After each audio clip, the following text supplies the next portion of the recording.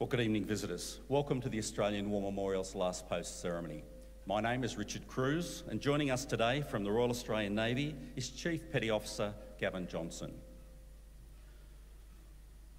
On this day, 100 years ago, the men of the Australian Imperial Force took part in a major operation to break the Hindenburg Line, the last and strongest line of the German defence on the Western Front.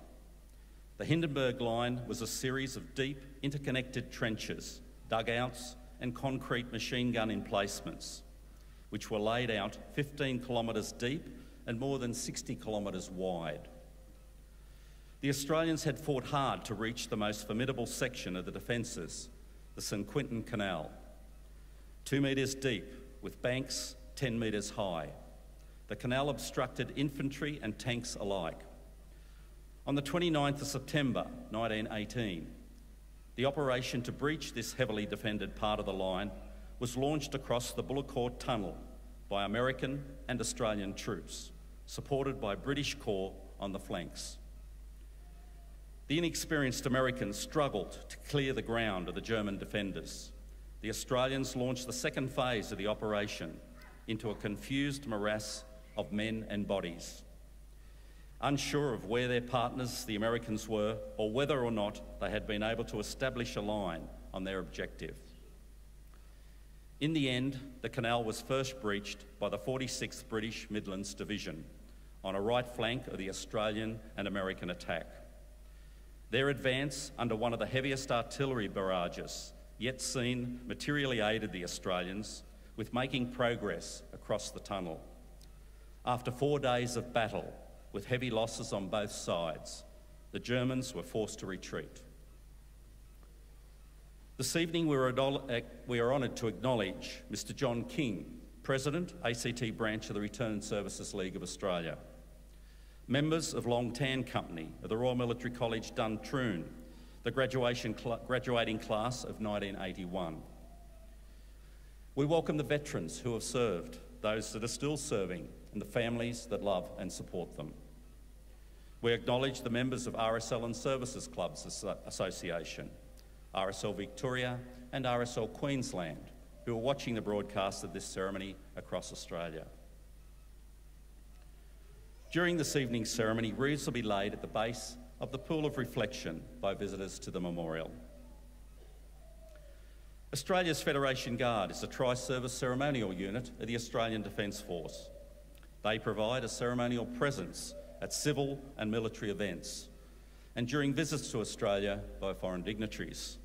The Guard will now dismount the catapult party from the tomb of the unknown Australian soldier within the Hall of Memory.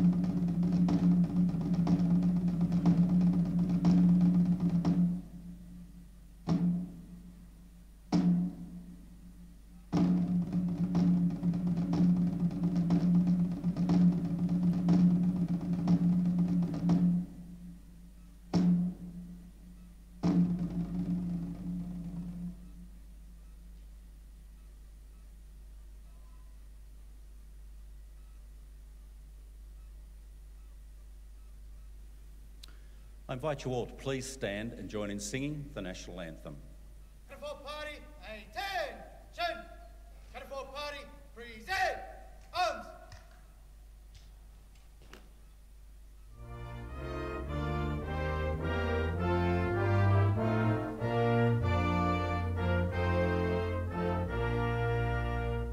Australians, oh, let us rejoice, for we are young and free. We've golden soil and wealth for toil, our home is earth by sea. Our land abounds in nature's gifts of beauty rich and rare. In history's page, let every stage advance Australia fair. In joyful strains then let us sing, advance Australia fair. Party, shoulder, arms! Party, order, arms! Ladies and gentlemen, if anyone that can be seated, you're quite welcome to sit. The Australian War Memorial was the vision of Charles Bean, Australia's First World War official historian. Bean landed with the Australian troops on Gallipoli and stayed with them at the front through to the end of the war. The idea of this national memorial and museum came to him at Pozières, France, in the depths of the bloody fighting of 1916. Bean's idea was that this would be a place where families and friends could mourn loved ones buried in faraway places. It would also be a place that could help all Australians understand what these men and women had endured and what they had done for us. Bean's vision, to which we remain true, is best expressed as inscribed in the entrance to the memorial's galleries. Here is their spirit, in the heart of the land they loved, and here we guard the record which they themselves made. Tonight we'll read the story behind just one of those on the Roll of Honour, which lists the names of more than 102,000 Australians who gave their lives for us in war and operations for more than a century. But first we present a lament, Flowers of the Forest. Wreaths and floral tributes will now be laid at the base of the Pool of Reflection.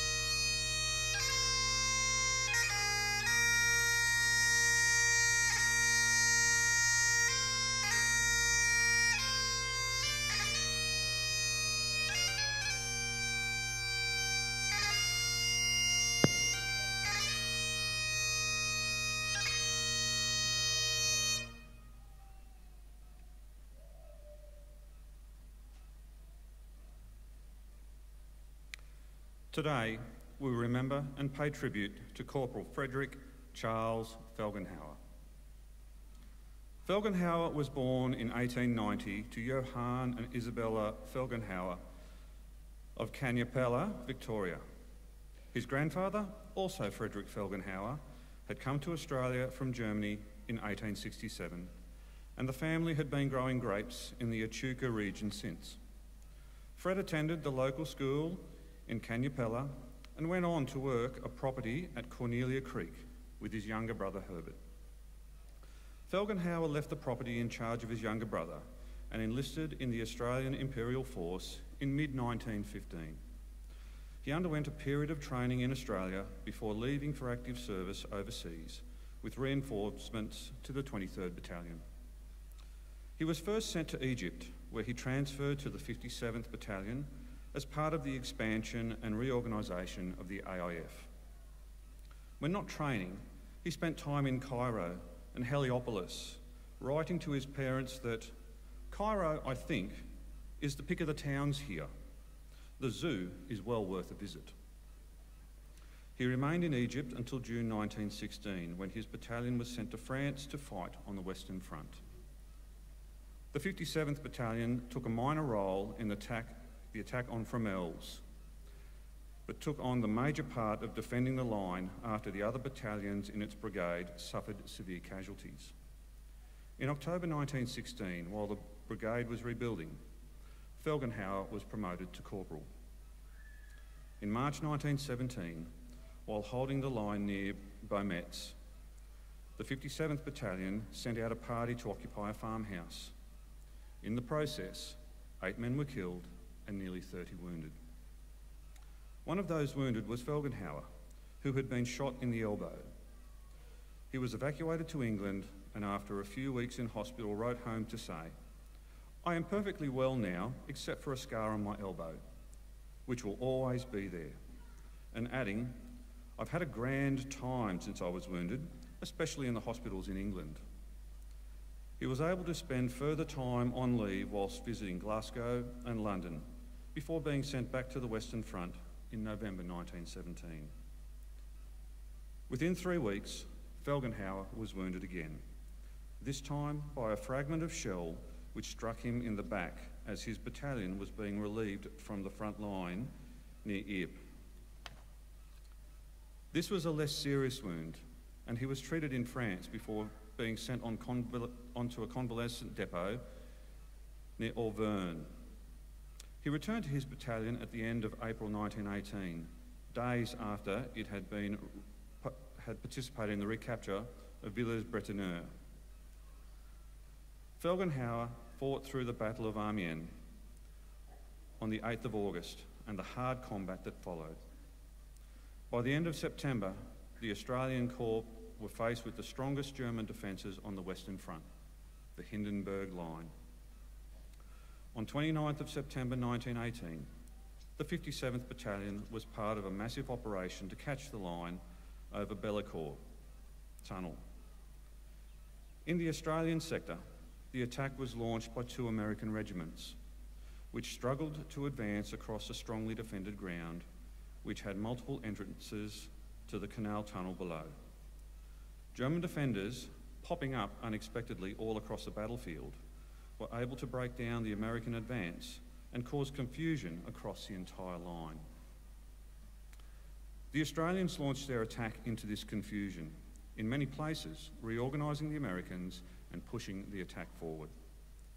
Felgenhauer came across a wounded American soldier, but as he was assisting stretcher bearers to take him to safety, the party was struck by an artillery shell and Felgenhauer was killed instantly. His company commander wrote to Felgenhauer's parents to say, "He was one of my best NCOs. By his death, I have lost a true and tried friend." Corporal Felgenhauer was buried in Bellecourt, British Cemetery, under the epitaph chosen by his family. "Life's labour done, to God and country true life's crown hath won." He was 29 years old. His name is listed on the Roll of Honour on my right, amongst almost 62,000 Australians who died while serving in the First World War. His photograph is displayed today beside the pool of reflection. This is but one of many stories of service and sacrifice told here at the Australian War Memorial. We now remember Corporal Frederick Charles Felgenhauer, who gave his life for us, for our freedoms, and in the hope of a better world.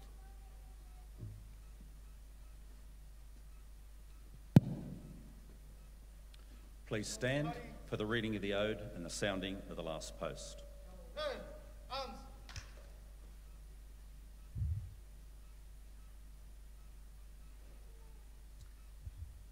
They shall grow not old as we that are left grow old. Age shall not weary them, nor the years condemn. At the going down of the sun and in the morning, we will remember them. We will remember them. Catapult party, present. Arms.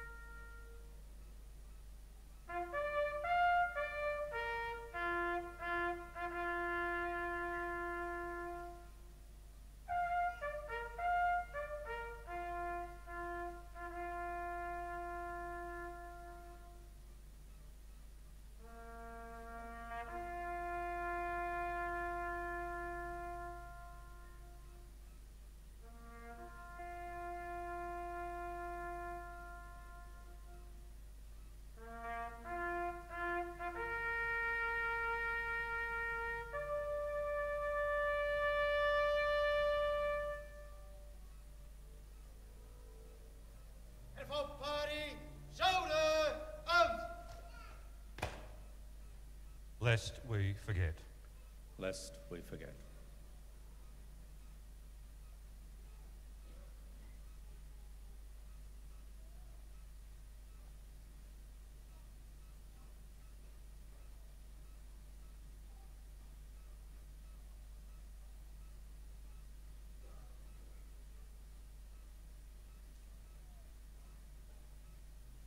Catapult party, outwards, turn. Catapult party, quick, march.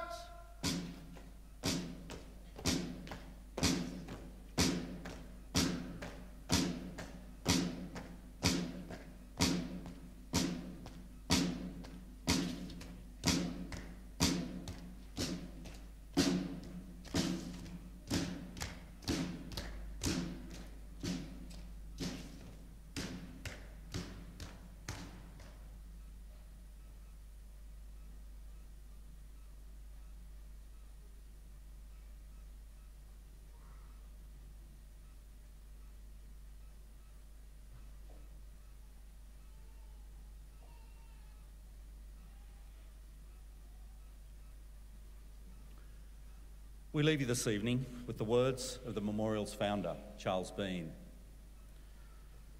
Many a man lying out there at Pozières or in the low scrub at Gallipoli, with his poor, tired senses barely working through the fever of his brain, has thought in his last moments, well, it's over.